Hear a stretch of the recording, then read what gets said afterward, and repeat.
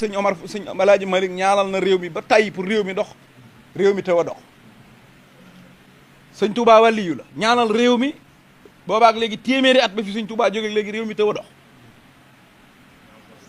ah y'a problème ah y'a problème mooy réew maa ngi dox ndax Sénégal moom gaz a ngi fi pétrole a ngi fi zircon ah phosphate ah maanaam fer ah géej jën gaz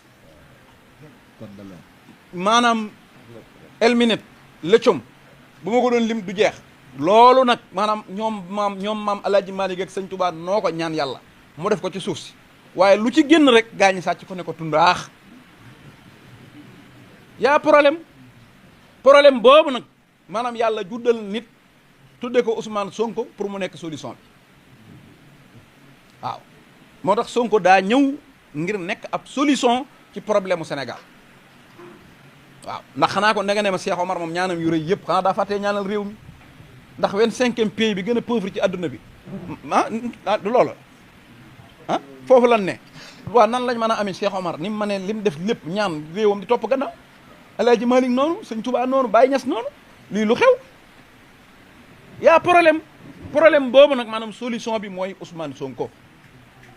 mooy seul politicien laa wax nag bu juddoo Sénégal fii di politique wax leen ñëpp xam ngeen politiciens yi wax leen koo ci xam ne maanaam bu wéetoo nag sëñ Touba mën a waxtaan ak moom ci alxuraan ak hadiis ak xam-xam ak jikko yu baax bu wéetoo nag Baye Niass mën a wax ak moom bu wéeteeg sëñ Muntaxa ñu mën a toog 2 heures de temps di wax te duñ wax ci politique